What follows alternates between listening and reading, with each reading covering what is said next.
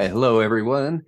This is Shane Hoffman with the American Solidarity Party Presidential Primary Committee. I'm here today with presidential candidate Joe Schriner of Ohio. How are you doing today, Joe? Hey, Shane. Seems like we've been Hey. talking for about an hour here, Shane. So, We did have some technical difficulties, but we have overcome them. All uh, right. I will launch right in since we've already been at this a little while. Why don't you go ahead and tell us a little bit about yourself and your background with the ASP, as you have a different background with the party than any of the other candidates. hmm.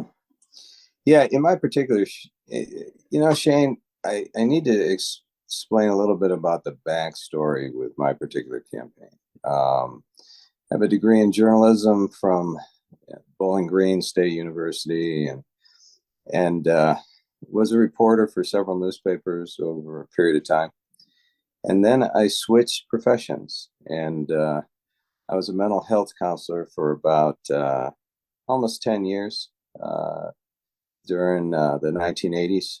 And, and in my particular case, I had started an outpatient treatment model in a place called Lorain, Ohio, and it was for adult children of alcoholics, other dysfunctional families, that kind of thing. It was one of the first ones in the Midwest, and so I got kind of a name for myself, and ended up going to Cleveland and starting a private counseling practice, and was doing pretty well, and was involved with the church there, and had a real good circle of friends, and the practice was doing real well.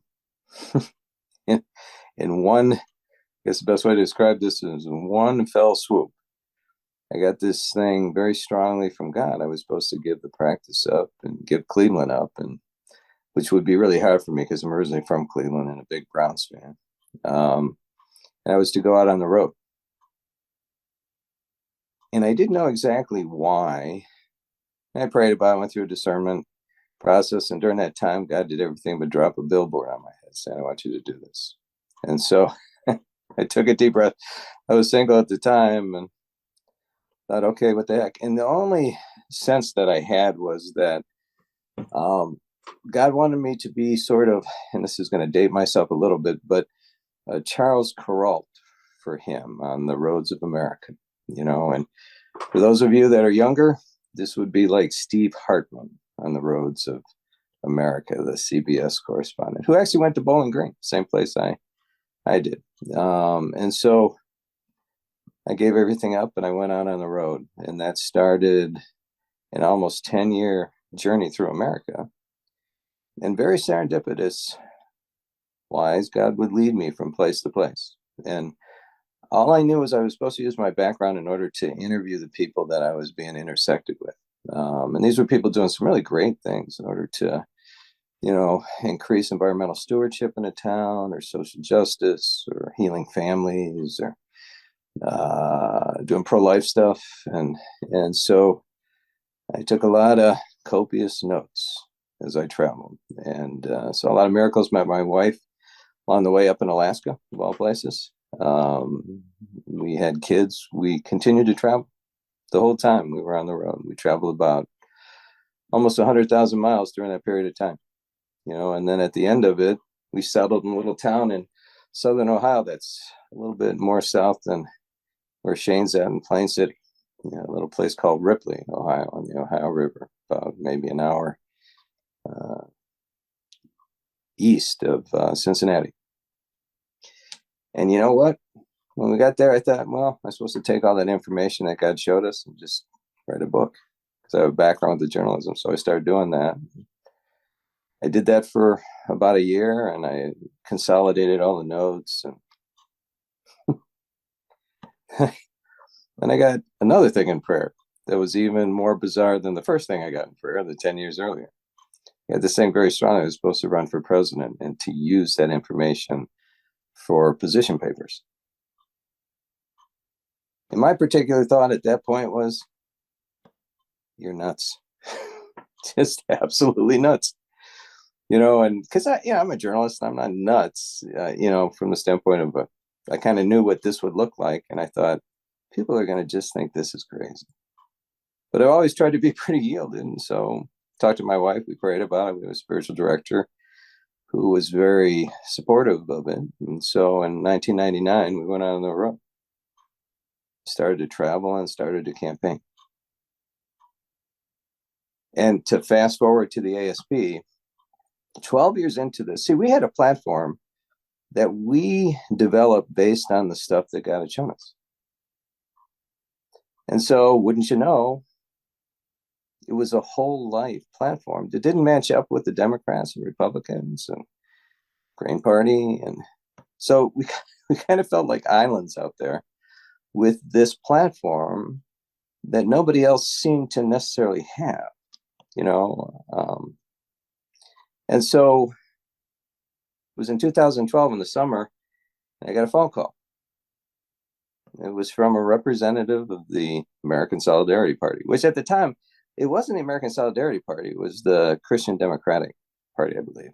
And this guy said to me, he goes, we've been following your campaign because we generated some press and we had a website and that kind of thing. And we have this party, and we were wondering if we could endorse you in campaign 2012. And I said, you know what, let me read the platform and I'll get back to you. So I sat in a study carrel in Bluffton College on a Tuesday afternoon, and I read what's now ASP platform.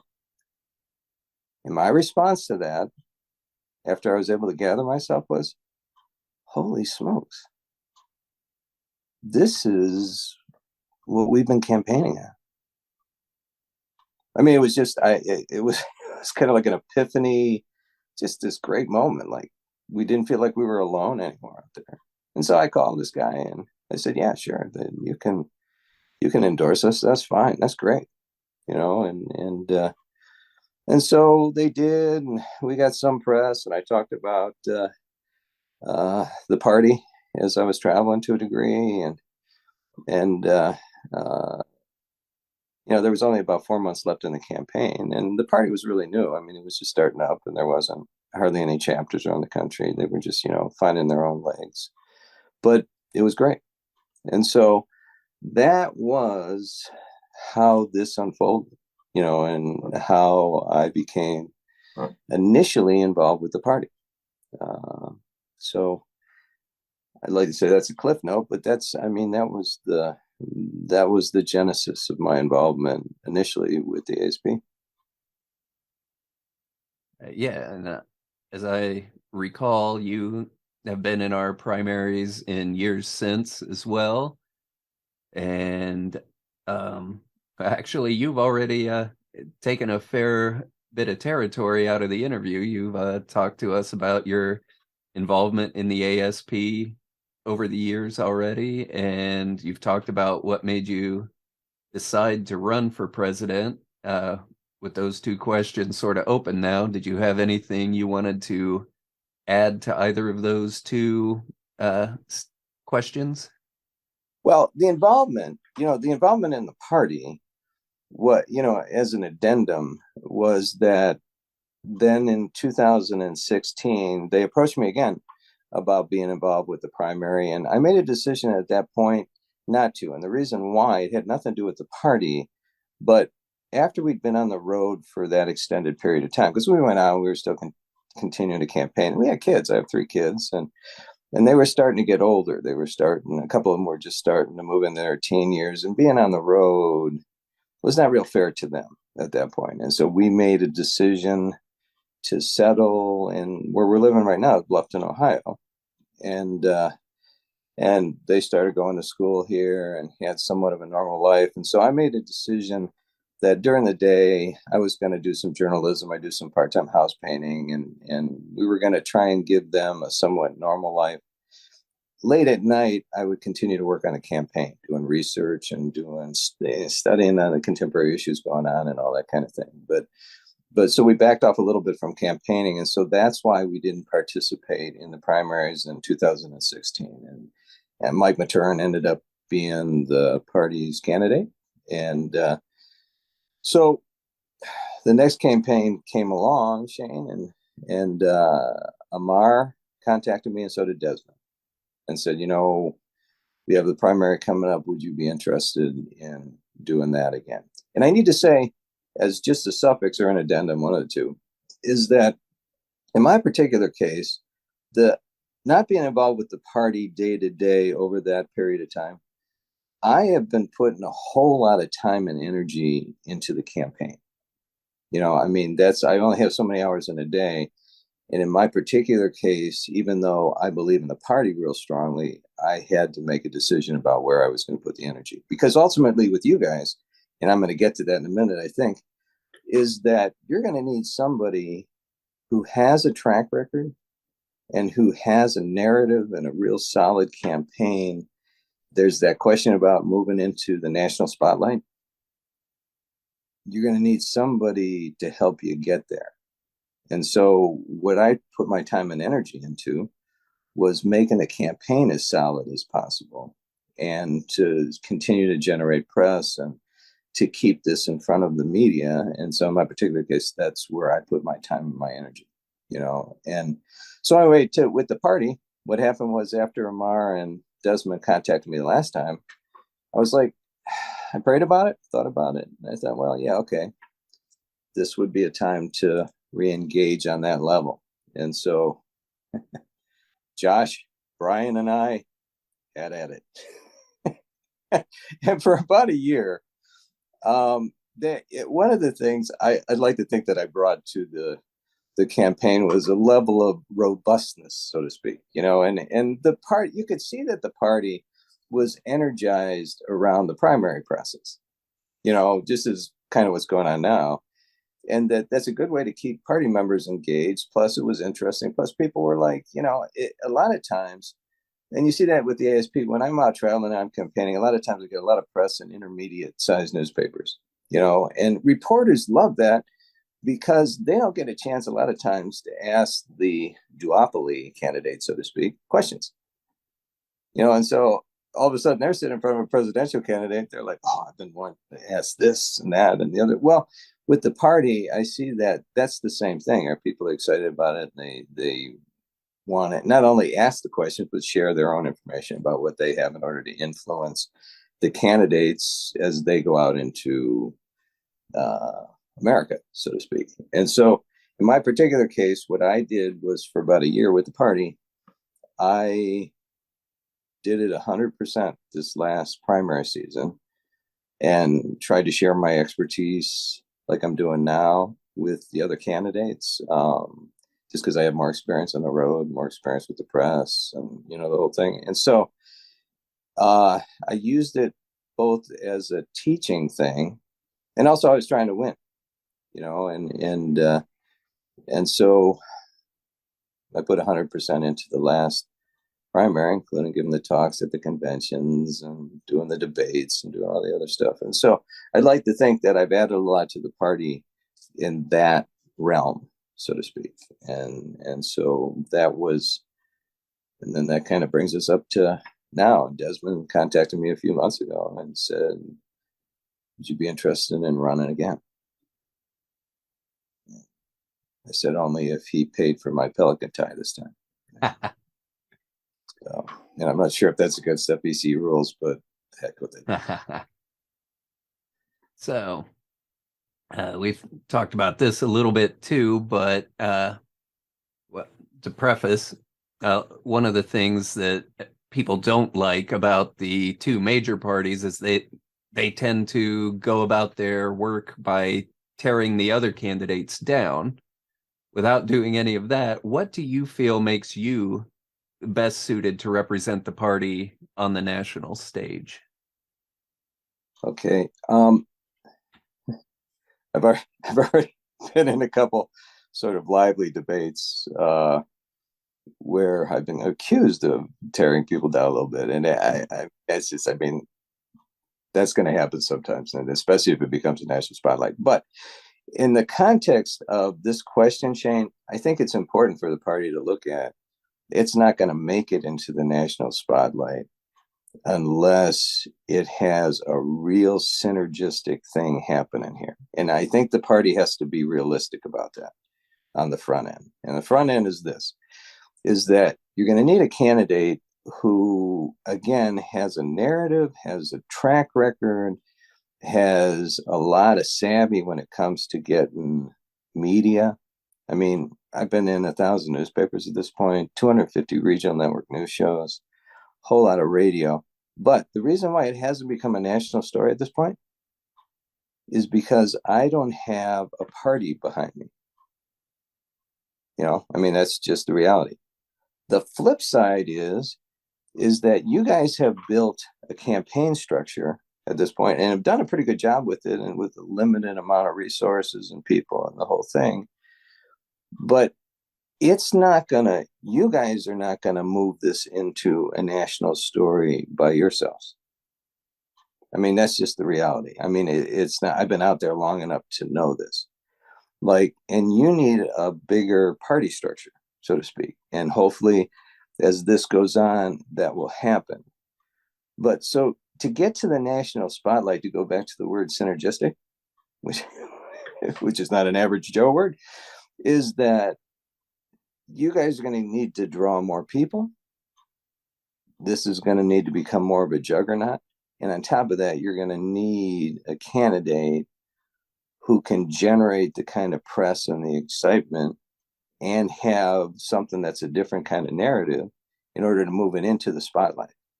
As far as getting into the spotlight, I mean, I did a debate at the National Press Club. Marvin Kell, the old CBS correspondent, speaking of CBS, who did it. And it was between the Green Party people, libertarians, and myself. And I won the debate by a long shot, and that's not, I'm not bragging. That was the reality. I have the Green Party.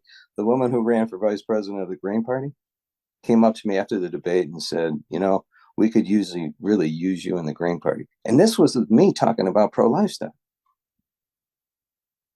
But I mentioned it within the context of the consistent life ethic. And she's like, there should be people in the party that should be open to that.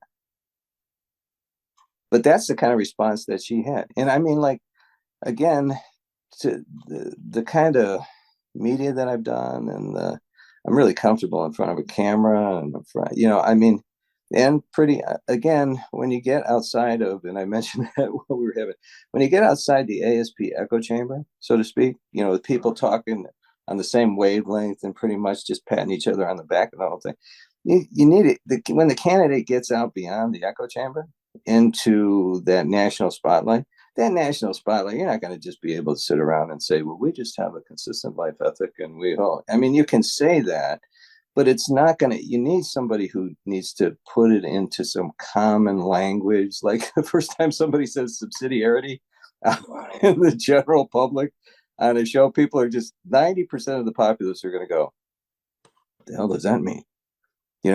So yeah, what happens is you have to have, again, to go back to the narrative, you have to have something that sticks in marketing vernacular, so to speak. You need something that's going to be different and is going to be a combination of funny and serious and that's me. I mean, I've become pretty seasoned when it's come to dealing with the press and being able to take the constructs that you guys have and that our platform has and put it into common language that people can relate to, and then we have the other wild card in this, and that's like, here's this average family from Ohio who gave up their careers, who have traveled 250,000 miles at this point, who have done this huge amount of research.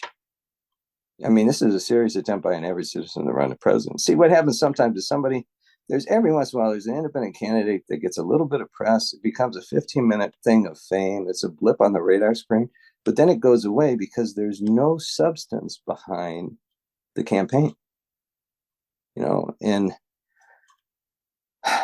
not only do we have substance, we have battle scars, from doing it. There's a lot of sacrifice involved with what we did. And so that's why I think that I would be a really good representative on a national level as far as the party goes. All right. Thank you, Joe. Final question. What do you want to say to the people in adjacent to the party who aren't members yet, but can still join the party in time to vote for you on May 24th? Okay. Well, as I answered the other one about getting into the national spotlight, I think it's my belief that the party at this point has done an extremely good job with putting together a good platform, and a pretty solid one, solidarity, as far as that goes. And now I think the energy should be there. I'm sure there's some people on the periphery, that are kind of tuning into the main Facebook page and that kind of thing. But I really, this is my belief, and I would ask all the party members to take out your ASP pens. I got one of these at the last convention, and it's still not out of ink, believe it or not.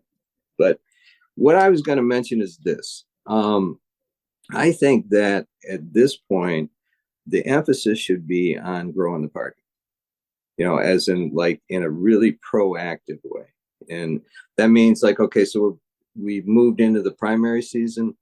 One of the things that can happen initially is that each one of the candidates vying for the nomination at this point, there would be nothing that would keep each of us from going to the local newspapers and generating stories. I mean, just being from a hometown, and vying for a nomination with a third party that has a track record is enough at this point to generate local stories in the press, in the newspapers, and the radio, and in television news, local affiliate television news, that kind of thing. Come. And I also think that to grow the party further, at this point, like William came up with the pelicans and pancakes deal. You really got a kick out of that. But at this point, you could have primary pelicans and pancakes where people could start getting together, party members, and could do these little meetups throughout to discuss the primary, whatever that is. But at the same time, concurrently, contact the local media and say, we're getting together at Bob's and there's this group of us that are all part of the party, and would you be interested in the story? And even if they don't send a reporter, then the next thing you do is you put together a press release and you send it to them and you say, this is the party, this is about us. And then you call them, and you be as persistent as possible, because right now with campaign 2024 heating up, the press are going to be interested in those kind of stories. And so if you have local people that are doing it, so each time that you're able to make an inroad into generating some press, you're going to get more people drawn to the party. They're going to go to the website, they're going to see that, they'll know about it. You have to, I think at this point, the party needs to start to become more savvy about this outward thing in order to get more and more people to come this time. And so that another thing, in the context of this, there would be nothing that would keep every party member in the United States from writing a letter to the editor of your local newspaper saying, I've gotten involved with this new party, and with all the duopoly problems and the confrontations and all stuff going on there, here's another party and another alternative for people, and so letter to the editor doesn't cost anything, and you can write 2 paragraphs, but each time that you make an inroad out there, and there's nothing that would keep in our campaign. I can't tell you, we have campaigned in thousands of towns across America where I've just stood on street corners and passed out cards about our campaign. And there would be nothing from on a Saturday going down to a farmer's market or going down to a street corner. You don't even need a farmer's market. And there's just, excuse me while I do my prop thing. There's a lot in between the tie and the button and the hat and the whole thing. I mean, if I don't get everybody's vote, I'm going to be really upset because I've spent about $35 on it. So, see, these are, Amara sent me some of these. These are just little stickers you can put on your car. These bumper stickers. And these are like the ASP cards. You know, you can stand on the street corner and just pass these out to people. I mean, if the party's really honest, 90 to 95% of the people in America have never heard of the American Solidarity Party. I mean, that's just the reality. I mean, we're so used to seeing it with each other and think it's out there in a whole lot of different ways, but it really isn't, at least at this point. Now, the last thing I want to say, and this is like really important in the context of trying to generate media, and there's a lot of different ways to do that and to get this name out here and be as proactive as possible, is that you have to be, and I mentioned this before, but I'm just going to reiterate it because it's so important in the context of a third party, is that you have to be extremely persistent. And this is my little persistence story right here. When we first started campaigning, we were doing an original 13 colonies tour. That was kind of catchy in the whole thing, up and down the East Coast. And it was about 2 months into it, and I was in Savannah, Georgia. Savannah's kind of a big town. And I went to the Savannah Morning News, walked in at 2:00 in the afternoon, walked up to the editor's desk, and I said, "Hi, I'm Joe. I'm from Ohio, and I'm running for president of the United States." The guy looked at me, and this is what I was a little Pollyannish when we first started out. And he goes, "You doing what?" I said, "Yeah, I'm running for president." And I said, "I thought you'd be interested in the story." And I'm sure the guy was like thinking to himself, the psychiatric unit's about 2 blocks down, you know, that kind of thing. So I was persistent. He said, "You know, we're not really doing any stories about the candidates right now, but as the campaign goes on," I'm a journalist, so I knew that was just being blown off. And so I said to him, "You know, if I was George Bush, which George was running at that point, you'd do a story, wouldn't you?" And he looked at me, he goes, "Well, to be honest, yeah." And he said, "The reason why is because you're not George Bush." So I thought, okay, I've been rejected.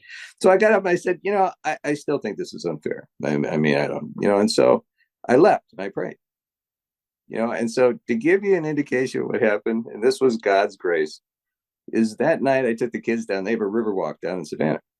Took the kids down for a walk along the river. And there's this guy down there with a bunch of cameras taking all these feature photos of people walking along the river. So I went up to him and I said, "Would you like to take a picture of the Almost First family?" And he said, "What?" And I said, "Yeah, hold on a second." And I ran back to our campaign vehicle and I got a couple little newspaper articles that had already been done about us. And I gave him one. And he goes, "Oh, this is kind of cool." So he took some pictures and he goes back to the office. So I gave it about an hour, and then I called that editor that had blown me off earlier in the day, and I said, "You know what? I just ran into your photographer." And the guy said to me, "Yeah, I just got done talking to him." He said, "I'll tell you what. If you stop bugging me, we'll do a story on you." And I was doing this little whistle stop thing, like you don't need any. We were just going down to a little square in Savannah in the morning to pass out those cards I was showing you about. So we went down there. They sent a reporter down. They sent the same photographer. And this is what appeared on the front page. I don't know if you guys can see this. This appeared on the front page of the Savannah Morning News. Circulation 200,000. You know, so point being, the reason I'm telling you this story is that by the seat of my pants as time went on, I learned that in order to get noticed, you have to be extremely persistent. You got to pray too, at least in my particular case. And that's how we were able to generate. And I can tell you, because most independent candidates that are out there, you never see hardly any stories unless their name's Nader or Perot or something, you know, and Perot had 40 million bucks. I mean, we just had a couple $1,000 in an old motorhome, you know. And so that's my message to the party. See, if you want to make it into the national spotlight, you guys are going to have to grow in a very proactive guerrilla marketing way. And we're, in my particular case, and again, I realize I'm just vying, but that we're going to have to continue to try and raise the profile of the campaign. But where the synergy comes in is that the profile won't become a national story with staying power unless there's people behind the campaign.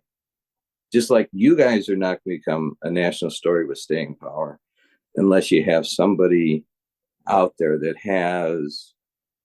is pretty prolific and has some staying power. So, you know, that's my pitch for how this is going to work. So, with that, Shane, was there anything else, or is that? Nope, that is the end of the questions for this first interview. I'd like to thank you for spending the entire evening with me, since it took us a while to get through the technical glitches as we started off. Yeah, it's been nice to get to know you, Shane. And I want to wish you the best going forward. We've got about, let's see, through May 24th yet. Good luck, and we will be in touch doing the debates and more interviews and other events going forward.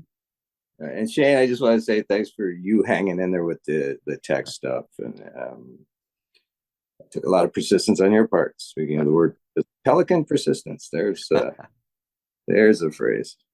So, all right. Well, have a good evening, Joe. I'll talk to you later. You too, Shane. God bless.